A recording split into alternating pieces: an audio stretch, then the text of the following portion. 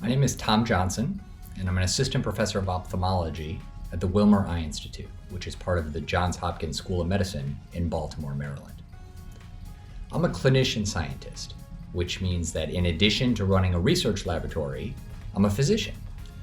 I'm an ophthalmologist, and I'm a glaucoma specialist. So I diagnose and treat glaucoma through a variety of methods, including medicines, lasers, and operating room surgery. Glaucoma is a major public health problem. Worldwide, it's the leading cause of irreversible blindness and affects more than 80 million people and causes bilateral blindness in more than 10 million. In the United States, about 3 million people are affected by glaucoma, and half of those don't even know they have the disease or are at risk for vision loss. That number is expected to increase to about 7 million people by the year 2050 as the country's population grows and ages. And it's an especially important public health concern for underrepresented minorities. Glaucoma is the leading cause of blindness for African Americans and Latinos. The combination of caring for patients with glaucoma, treating glaucoma, and lost productivity due to glaucoma costs the United States economy about $3 billion a year. Glaucoma is the most common optic neuropathy, or optic nerve disease. The optic nerve is the cable that connects the eyeball to the brain and allows you to see. It's sort of like the cable that connects your cable box to your TV. If you damage that cable, even though the TV works okay, you don't get a picture. The problem with the optic nerve is that when it is injured, human beings do not regenerate or repair the optic nerve. And so vision loss to optic nerve disease is permanent. It's similar in some respects to spinal cord injury and some types of brain injury. Modern medicine just doesn't have anything to offer patients that can repair damage to the optic nerve or restore vision in diseases like advanced glaucoma. My work and the work of my laboratory aims to change that. As a physician, one thing that's particularly challenging for me is when I meet a patient for the first time and they already have severe glaucoma and very significant vision loss. In patients like that, I can partner with them and tell them the treatment strategies that we have to slow down their disease and preserve the vision that they have left. But I don't have any way of telling them we're going to bring your vision back or we're going to repair the damage that's already been done. In order to restore vision in advanced optic nerve diseases, such as advanced glaucoma, you would need to regenerate the optic nerve. Optic nerve regeneration in human beings is something that 15 years ago people thought was science fiction, mainly because we didn't have the resources and the tools and the knowledge to figure out how this would be done. But recent advances in stem cell biology have actually made this feasible. In the last several years, several laboratories from throughout the world, including here at Johns Hopkins, have found ways to take human stem cells in a dish and turn them into retinoganglion cells, the very type of nerve cells that run through the optic nerve and communicate visual information to the brain. We also have better ways of generating stem cells from human patients.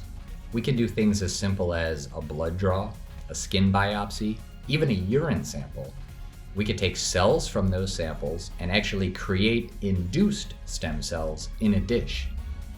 The key now is figuring out how to take optic nerve neurons that we created from stem cells and get them into an eyeball and coax them into integrating with or communicating with the eye and the brain.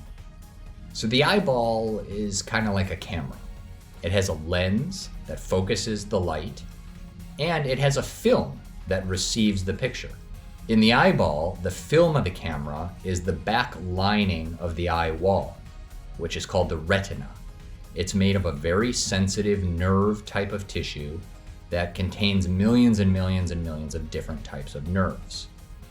That retina will sense light and encode that light into a signal that has to be picked up by the optic nerve cells, the RGCs. Those RGCs then encode that signal and send that signal on through the optic nerve to the brain, and that's what allows you to see. There are a number of really fantastic laboratories throughout the country that have done great work trying to figure out how to get RGCs to regrow fibers through the optic nerve and towards the brain.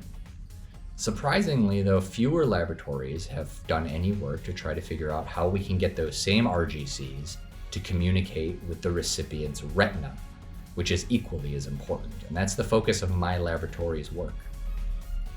Through a number of preliminary experiments, we found that when you transplant RGCs into a mammalian eyeball, those RGCs really don't communicate much spontaneously with the retina. They sit on the surface of the retina, and in some instances behave as if they don't even know there's a retina around them. Here I'm going to show you a movie. This is a 3-dimensional microscope image of red human stem cell derived RGCs that we've transplanted into an eye, and the recipient's retina is colored in blue. You see that the retina is thick and it has multiple layers. But when we don't do anything to influence the transplantation, those red stem cells just sit on the surface of the retina. They form a flat 2-dimensional sheet, and they don't send any processes deep down into the retina where communication might be able to occur. We've developed methods to experimentally disrupt the ILM and test how that impacts stem cell transplantation. Here I'm showing you another movie, similar to the last one, but in this case we've disrupted the ILM by treating it with an enzyme prior to stem cell transplantation. Now you can see that those red stem cell derived neurons send beautiful processes deep down into the retina where communication might actually begin to occur with the recipient's retinal neurons. This was a very important finding, but really this is just the beginning of our work. Now that we know we can get human stem cell derived RGCs into our recipient's retina, we have to determine what are the precise molecular cues that guide these cells to start communicating effectively with the recipient retina. Eventually, we'll combine our work with that of other laboratories and have transplanted stem cells that can communicate with both the retina and the brain, therefore sending the signals from the retina all the way to the visual centers in the brain, and that will give us the first chance of actually restoring vision in people with advanced glaucoma and indeed a number of different optic nerve diseases. As a glaucoma doctor, there's nothing I want more than to be able to have a patient come into my office, for me to diagnose them with advanced glaucoma and severe vision loss, but be able to offer them a new stem cell transplantation-based therapy that will restore their vision and reverse their blindness.